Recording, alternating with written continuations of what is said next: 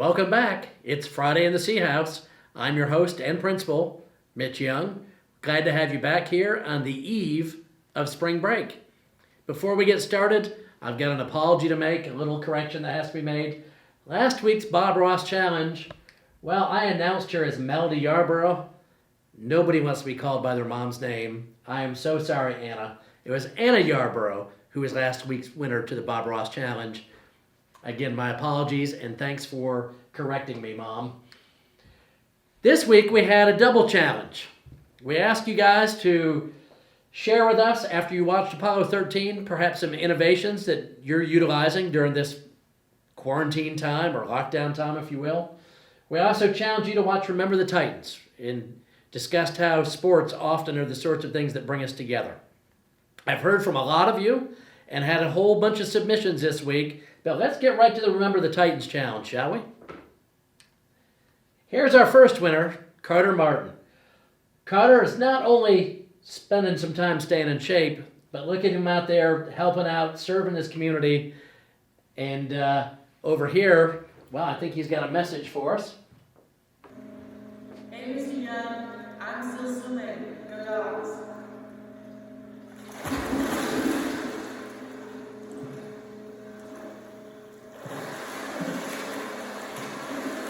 What a great pool you have.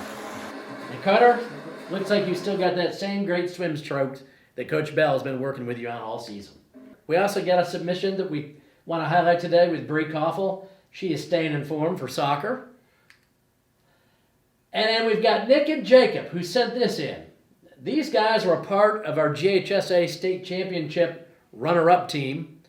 We got almost everybody back on that team, and they're staying in shape and staying in practice to challenge for that state championship next year. Let's take a look at their Rocket League action. This is what Rocket League looks like. And if you've never been to one of these, I gotta tell you, they're pretty exciting. Shot, a rebound, score!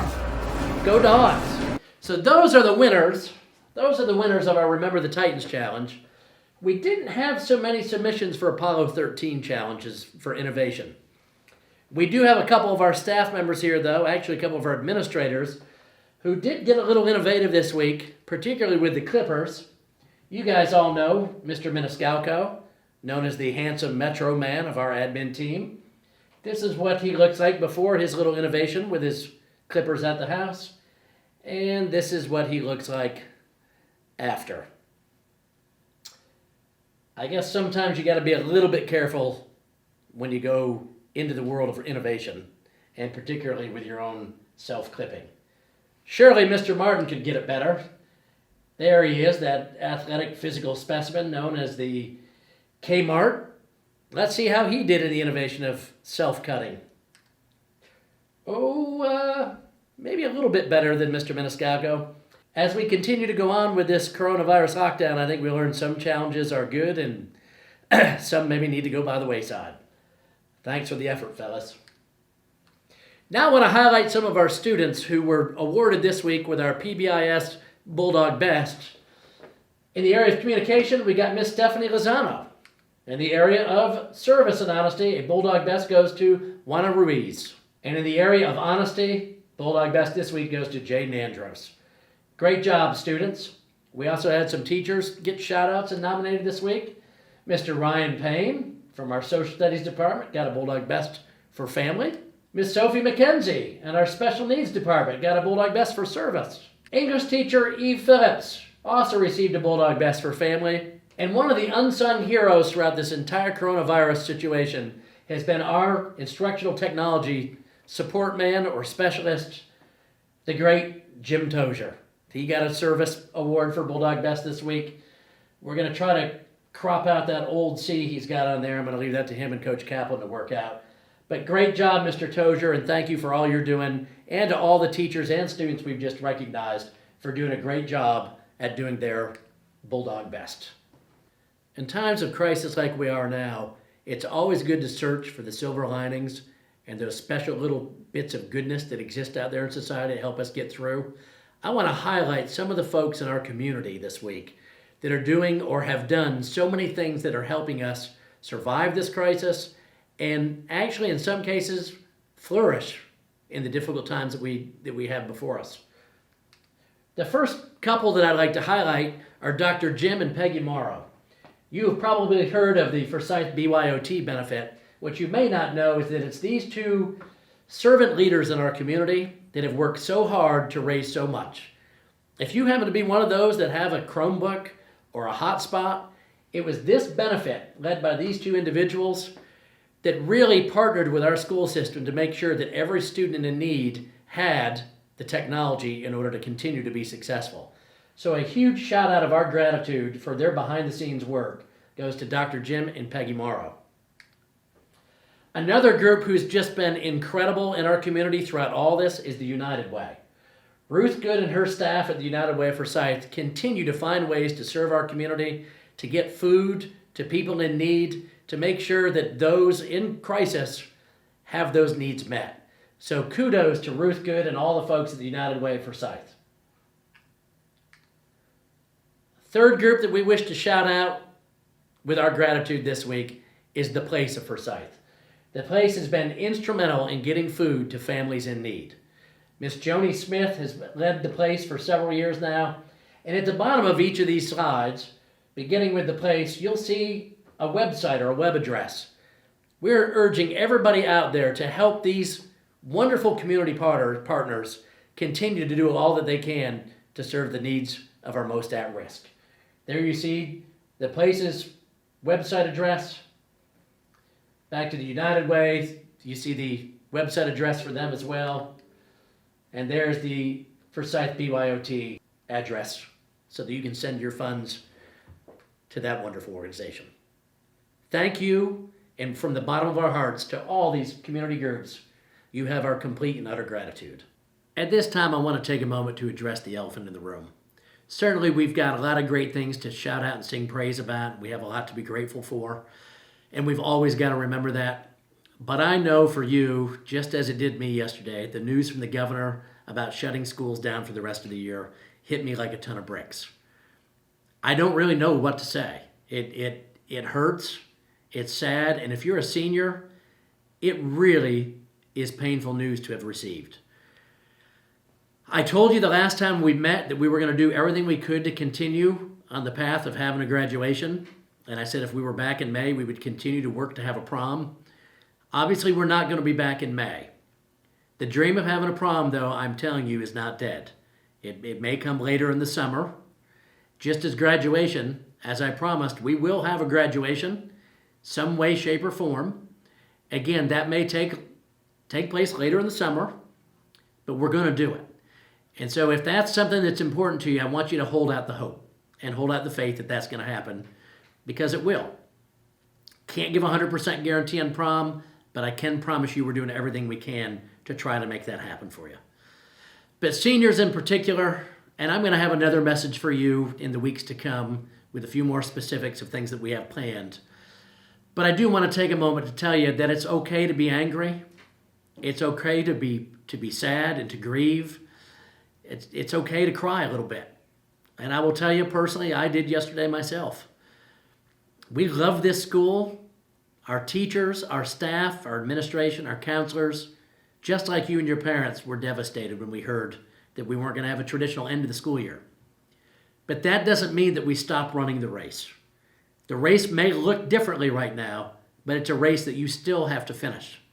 For those of you that still have some missing work from way back, when we get back from spring break, we'll begin to unveil our plans for how you can get some of those things made up.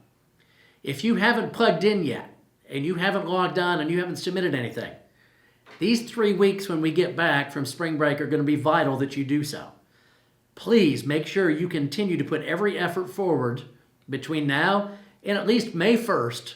And at that point, as always, then we'll begin the final leg to the finish for your journey for the 2020 school year. But guys, you can't give up. You can't stop working. And you can't throw your hands in the air in frustration and just say, the heck with it. We're not quitters. And that's what quitters do. In the C House, we're winners. And we are going to be successful. And we're going to do it together. And it's going to require some innovation. It's going to require thinking about things a little differently. It's going to require a lot of patience and flexibility. And it's going to still require that you guys show up and run the race. Now, to close things out today, I do want to go back into the mailbag here and read a few of the emails that I've received this week. And the first two that I got really kind of go together. The first one is, Dear Sir, I have been struggling a lot with my math class and my science class. I really need to talk to my teacher to get help. When we were in school, I was able to ask questions or at least listen to other people's questions in order to figure some stuff out. It seems like now I just have to stare at my computer all day. Can you ask our teachers to do more group chats in Google or some other way so that we can see them and ask them questions? Thanks very much. And that really is a great question. And before I answer that, I want to read this other one that I got as well. Dear Mr. Young, is there any way that you can cut down the number of classes we have to attend each day? 7 classes is just too much, especially because I have to share my computer with my little sister. Well, let me just answer both of these questions, where what we're trying to do to address those and to try to increase the quality of your interaction with your teachers and maybe cut down on a little bit of the time that you're having to spend in class each day. When we come back from spring break, we're going to go to a block schedule. So on Mondays and Wednesdays, you're going to go to your odd block or look in there for your odd block work. On Tuesdays and Thursdays, you're going to work on your even block work. So what that means is you'll only see your teachers or work on your teacher's work a couple of days a week instead of 3 or 4. We're going to continue to have Friday as a day to catch up, to make up some stuff that you hadn't gotten done, or to check in with your teachers to get extra help. But the big reason we're doing that is if you only have 3 or maybe 4 classes a day, as opposed to all 7, this should allow you and your teachers more time to go a little bit more deeply and to have more time for group chats and group studies and Google Hangouts and Google Meets and all the other wonderful applications that are out there to help facilitate this. So those were great questions, and that's what we're doing when we come back from spring break. Again, when you come back, classes on Monday and Wednesday will be your odd periods. Tuesday, Thursday will be even periods. And teachers know that this is not a time to double up the amount of work because they're seeing you less. It's still going to be capped at about 40 minutes.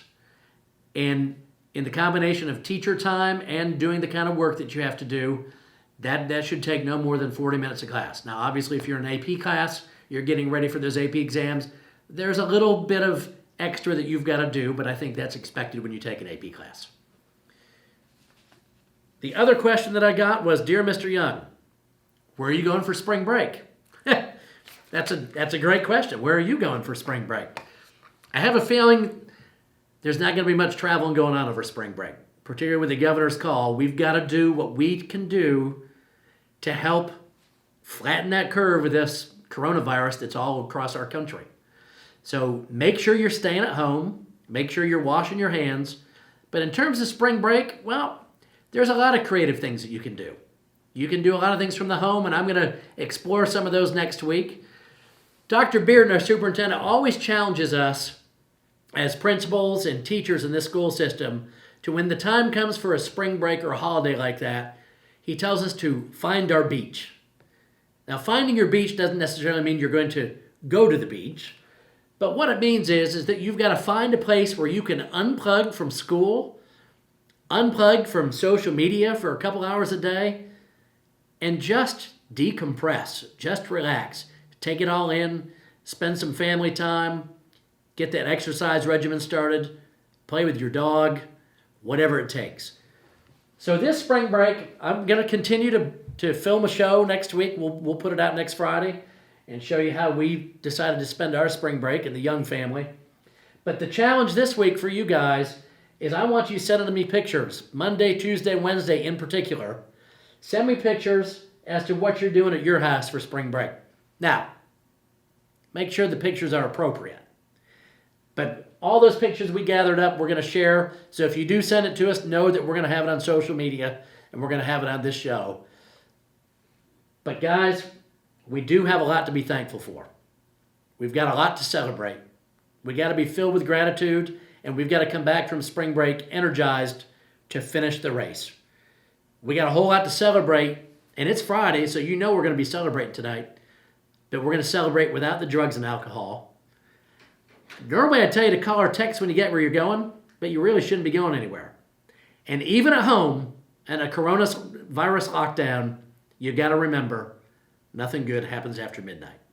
We love you guys. Have a great spring break. We'll talk to you soon. Hey, sorry to interrupt the credits. We'll get back to those. But seniors, class of 2020, great news coming out. Superintendent just sent a letter out. You should have gotten that today. But I'm going to come on with a video message for seniors next week, giving you specific prom dates and specific graduation dates. You're going to want to tune in next Wednesday. Going to try to put that out to you guys around noontime. That's about when you wake up, hopefully on a spring break day. Look for that next week. It's a good day to be a dog. Arr!